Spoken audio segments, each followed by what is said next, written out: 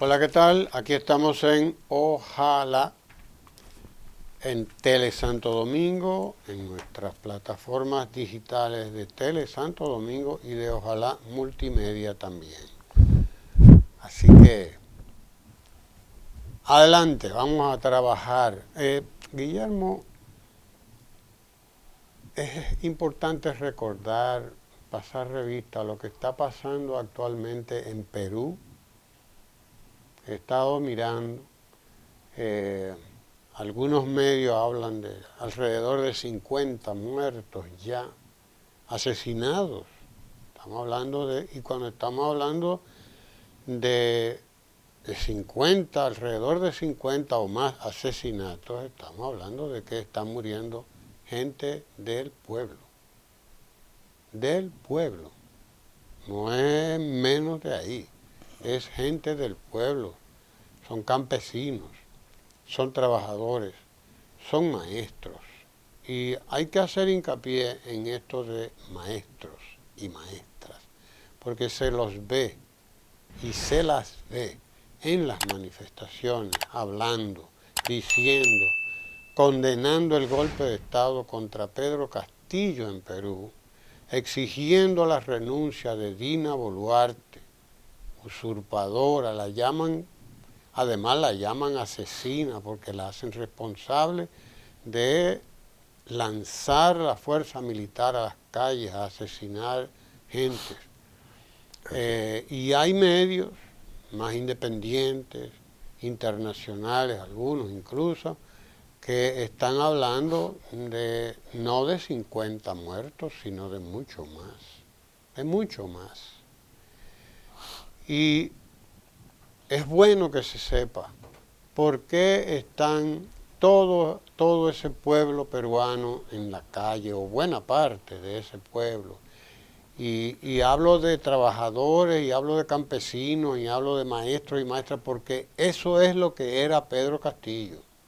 Maestro. Pedro Castillo es un maestro de escuela, es un profesor que estudió en la universidad, en Perú, estudió en pedagogía, estudió educación, se hizo licenciado en educación, luego hizo su maestría en educación, en la cual se especializó en educación primaria.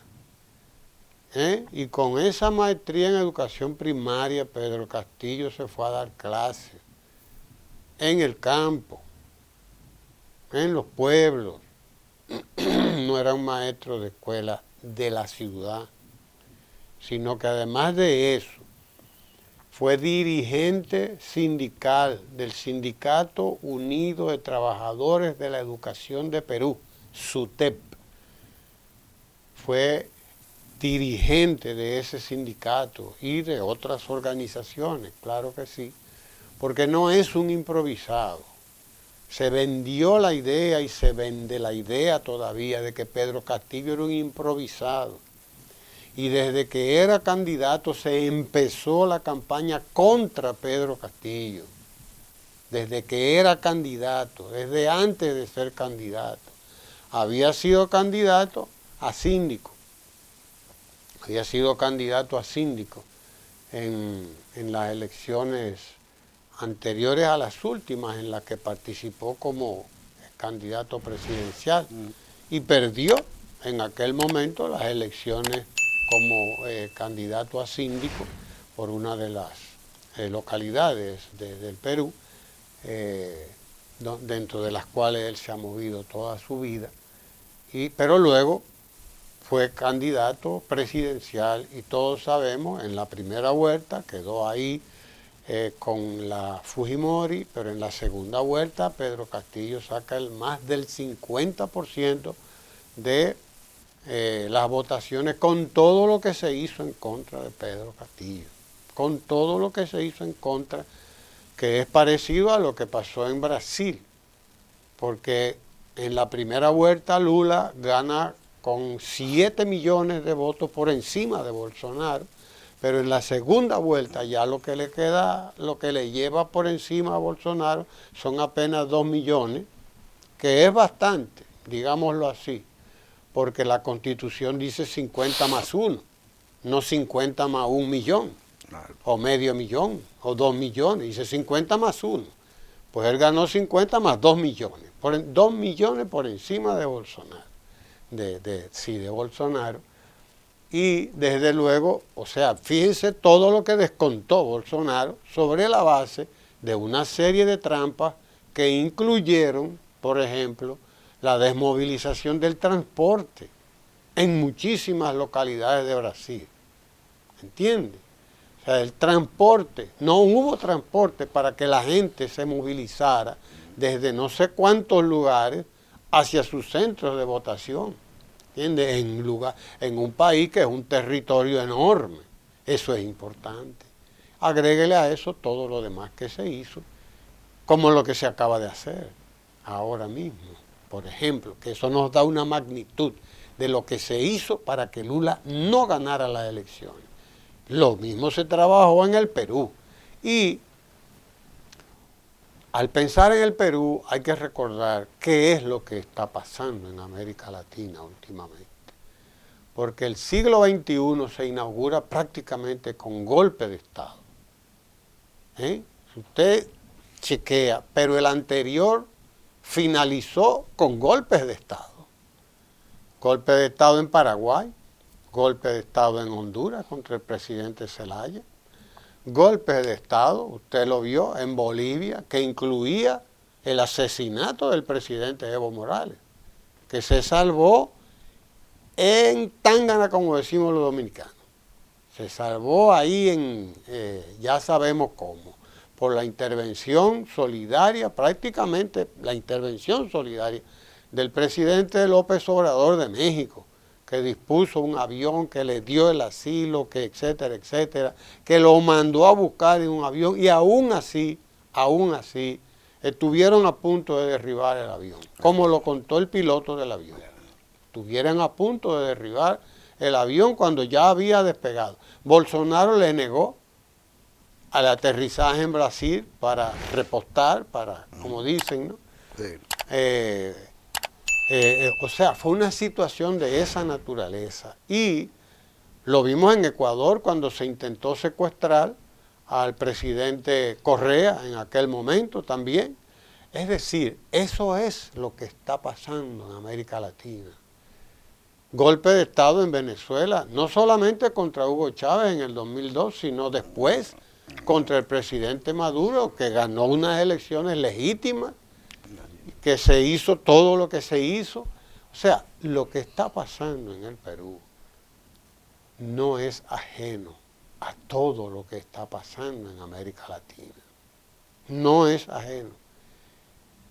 Lo vimos aquí el 16 de febrero, cuando estaba preparado todo también. Todo estaba preparado para quemar el Congreso, para salir a las calles y asaltar la Junta Central Electoral. Y todo estaba preparado, porque es el mismo libro. Es el mismo libro. Y eso hay que entenderlo. Hay que saberlo para uno entender lo que está pasando en el Perú. ¿Por qué? Porque al que derrocan a Pedro Castillo no es a cualquiera, aunque lo presentasen como un cualquiera. No, es una persona que viene con una agenda y la viene proponiendo y la viene ejecutando y defendiendo. Primero como dirigente magisterial que vivía en la lucha, en la huelga, en la calle, en el trabajo, exigiendo mejoras de las condiciones materiales de existencia de los maestros y maestras y de todos los trabajadores, de todos los campesinos, de donde él viene. De donde él viene. O sea, además un hombre que es de una humildad, de una pobreza que hay que ver dónde ha vivido Pedro Castillo. Hay que ver dónde ha vivido, dónde vivía su familia, cómo vivía su familia. Alguien, aunque acusaron y lo han metido en el mismo saco de la corrupción, pero no hay manera. No hay manera de decir que Pedro Castillo pueda ser un corrupto viviendo como ha vivido Pedro Castillo. en Perú, el presidente Pedro Castillo. Entonces, es obvio que Pedro Castillo, que el golpe de Estado contra Pedro Castillo, que llegó a presidente comprometiéndose a convocar una asamblea constituyente que fuera primero electa por un referendo en un plebiscito popular, un plebiscito que eligiera a los constituyentes para una nueva constitución y constituir un nuevo poder, como decía él, un poder popular, porque en el Perú no hay un poder popular, todo el mundo lo sabe, pero, ni cosa que lo parezca, pero ya vimos cómo no se le permitió gobernar a Pedro Castillo, y yo cuando vi y veía lo que estaba ocurriendo, que en el Congreso le vetaban, le rechazaban los ministros que él proponía, y todas las medidas se las vetaban, se las rechazaban o les hacían modificaciones inaceptables. Me recordé de Juan Bosch cuando le dieron el golpe de Estado, que llegó a Puerto Rico. Primero lo soltaron ahí en una de estas islitas del Caribe, en Guadalupe.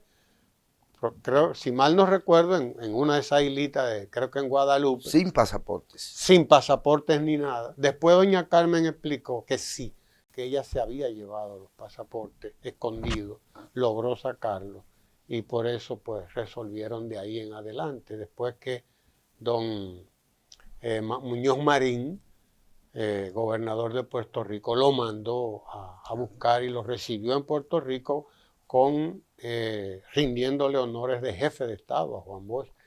Y cuando Juan Bosch llegó a Puerto Rico, que le preguntaron los periodistas que estaban esperándolo, él lo que les dijo fue: goberné 7 meses, pero goberné montado en el lomo de un tigre. Es decir, no tuve descanso, no tuve sosiego, era sobre una fiera que estaba gobernando, montado en una fiera. Efectivamente, así estaba Pedro Castillo en el Perú. Estaba gobernando, pero sobre los lomos de una fiera que él no controlaba. Porque ¿quién controla a un tigre?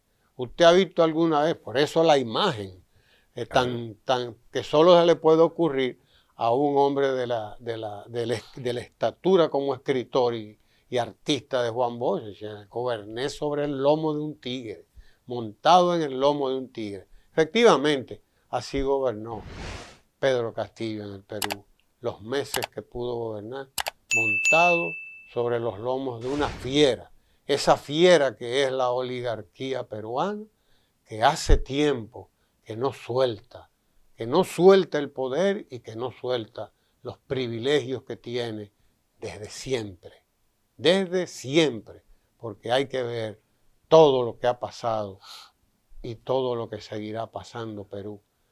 Recordando uno también a José Carlos Mariátegui, cómo describió él portento Mariátegui, aquel portento, un hombre que vivió 35 años de edad, y es increíble todo lo que escribió, todo lo que pensó, todo lo que hizo José Carlos Mariátegui, habiendo vivido solamente 35 años. Es increíble.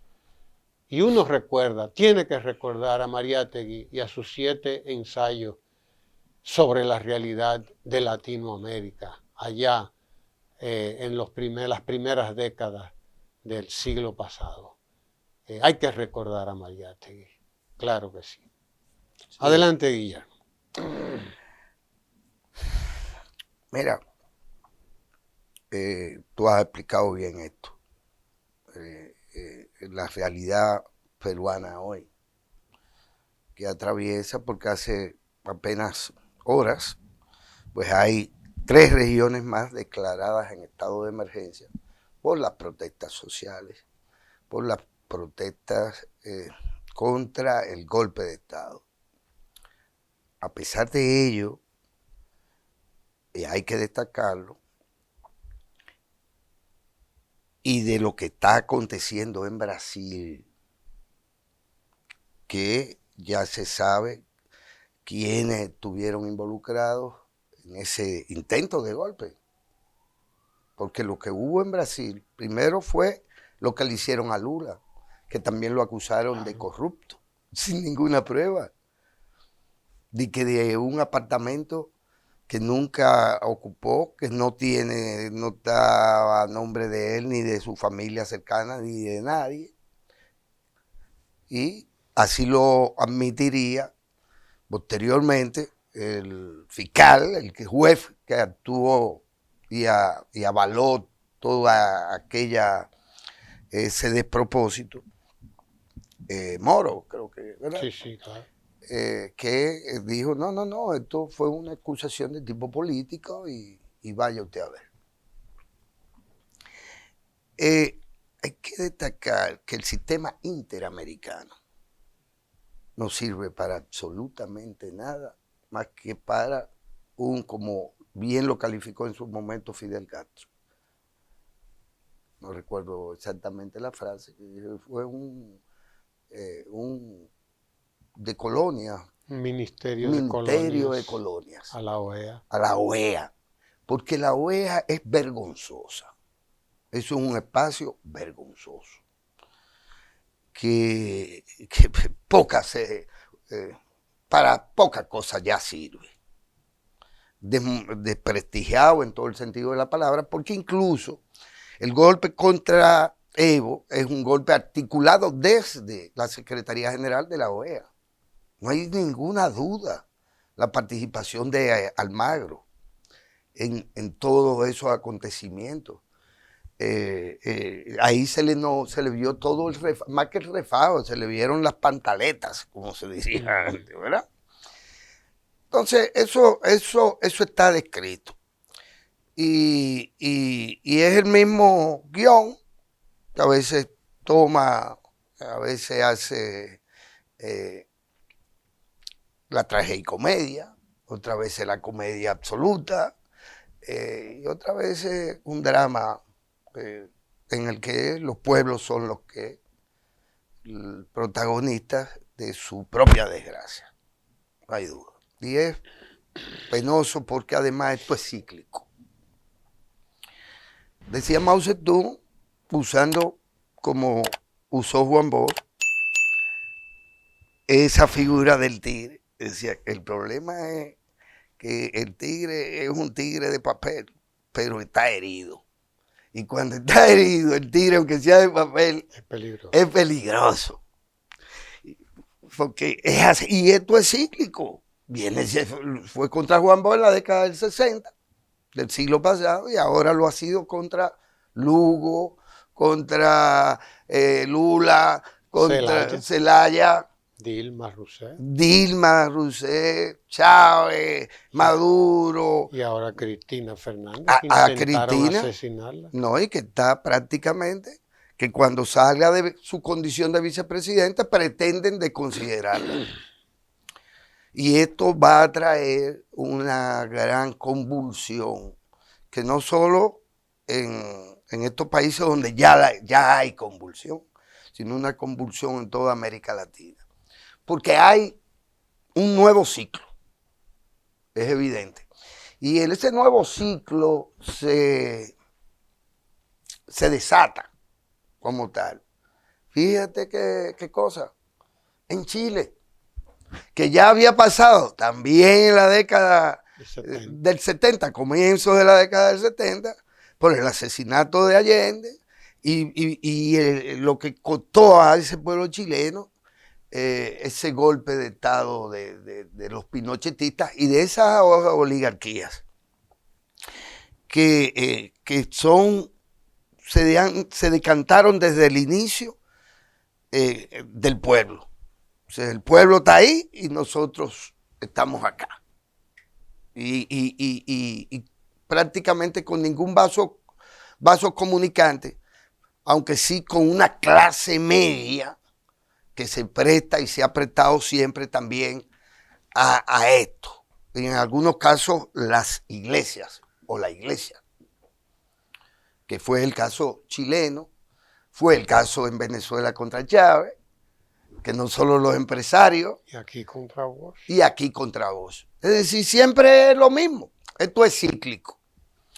Pero hay que prestarle atención a la convulsión. Y creo que ya se comienza a tener conciencia, incluso desde ciertos medios de comunicación, que por igual son una pieza clave en toda esta modalidad de frenar la lucha contra las desigualdades. Hay ya un cierto tipo de preocupación o de nueva preocupación. Recomiendo, en una de las revistas comerciales aparece un artículo interesante, que aunque no es estrictamente de él, es de él, de el economista Magín Díaz, que resulta que solo al final, en el último párrafo, pues él termina, y lo voy a presentar, él termina dejándonos saber que no se trata de una posición de él o de un análisis propiamente de él, sino de esta persona que él menciona. Y dice lo siguiente, aquí le tengo para que luego eso se ponga en pantalla de alguna manera. Magín J. Díaz. En el último párrafo él dice: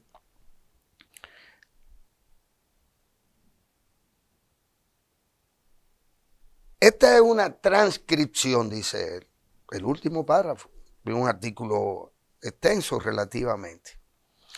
Es una transcripción de un comentario titulado ¿Qué te pasó, Chile?, el cual pueden encontrar en YouTube, del abogado y analista político chileno Tomás Mosciati, sobre las razones que él cree llevaron a la explosión social de ese país en el 2019. Tal vez, y esto es palabra también de Magín, esto sí es palabra de Magín, tal vez algo podamos aprender de ese caso. Porque todo lo que él analiza parecería que estaba hablando él de la realidad dominicana. Es verdad que es la realidad no solo de Chile o de Dominicana, sino la realidad latinoamericana, que entre otras cosas tiene que ver con algo que la CEPAL pues acaba, porque son maravillosos, lo de la CEPAL parecen ingleses, sí, porque ellos todo lo estudian, todo lo tienen estudiado, pero resulta ser que al final tampoco sabemos para qué sirve la CEPAL, con todo y su pensamiento cepalino. Sí, porque es así. Dice la CEPAL, la información la trae una revista comercial y la calza una señora de nombre María del Carmen Guillén.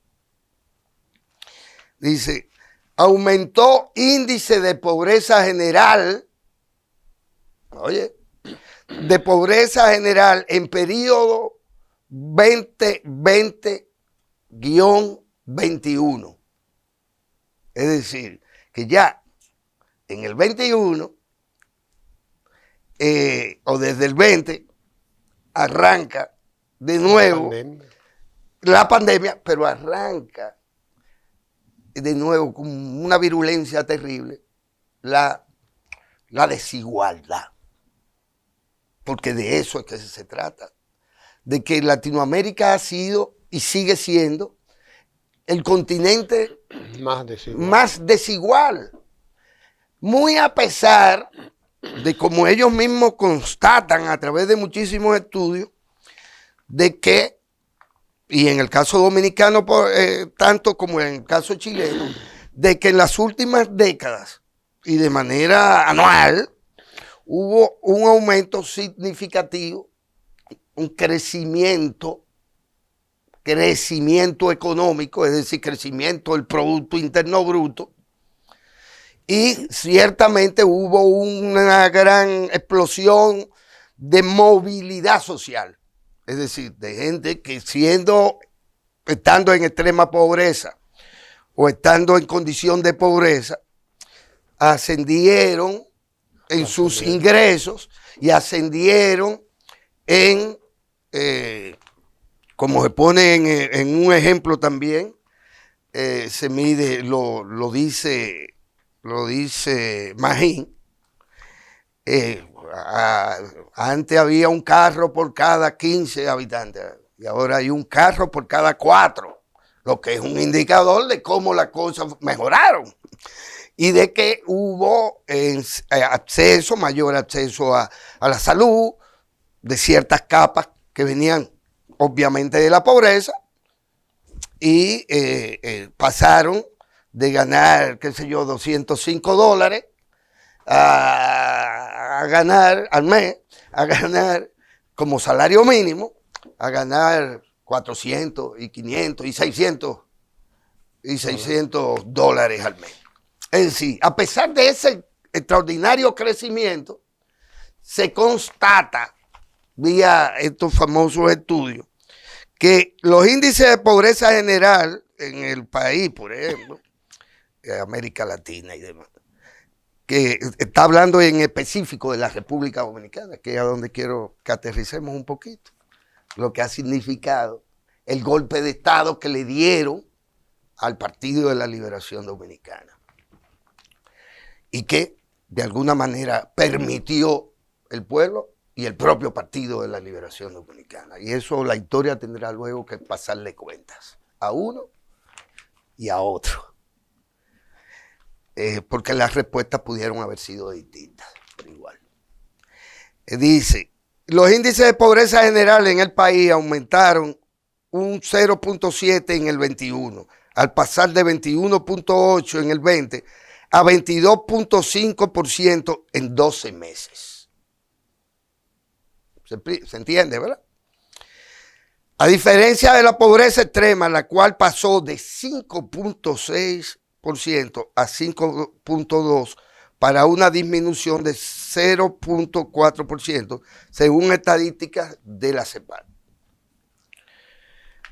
La CEPAL recoge que la población dominicana alcanza aproximadamente 11.12 millones de habitantes al 21 y de esa cantidad 578.240 se encuentran en niveles de pobreza extrema y 2.500.000 en pobreza.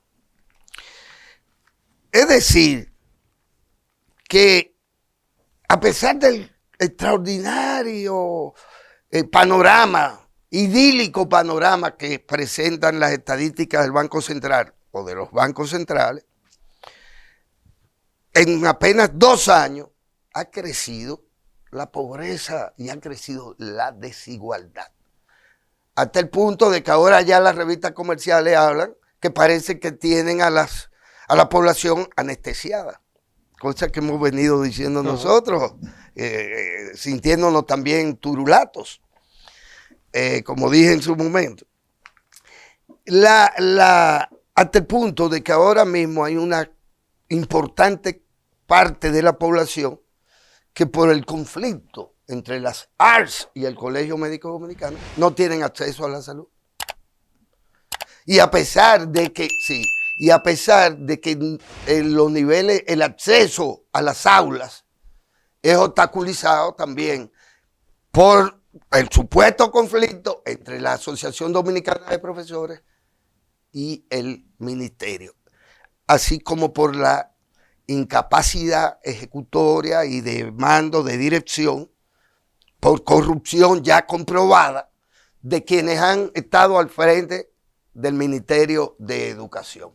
Y esto lo que te indica es que, y ellos mismos se dan cuenta del potencial, de la peligrosidad del potencial de los acontecimientos en el país, porque hasta cuándo usted puede tener anestesiada a una población que va de nuevo a la pobreza extrema, que va de nuevo de clase media a pobreza, y que en definitiva lo que le garantiza a los ricos, que son el 1%, digamos, porque en toda parte es más o menos el mismo porcentaje de ricos, le garantiza a los ricos, y ya cierro este comentario, Ramón, con esta cifra que indica qué es lo que va pasando, que dice, dan cuenta de que los ricos en estos últimos 2 años, es decir, de pandemia y pospandemia, tienen una capacidad, ¿dónde está? Bueno,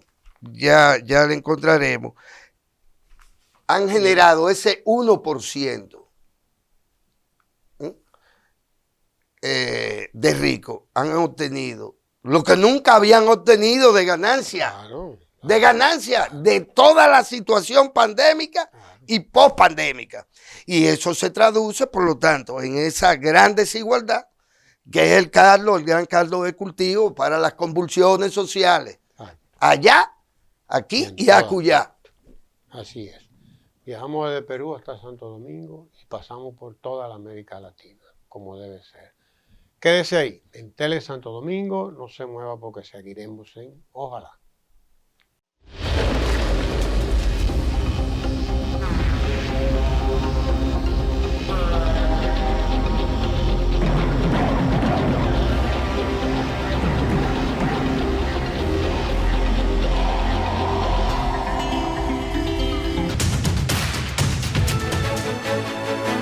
Tele Santo Domingo es cultura.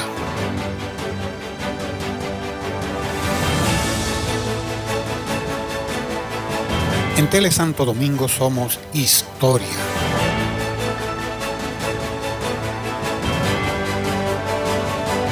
Tele Santo Domingo, televisión desde el centro del Caribe.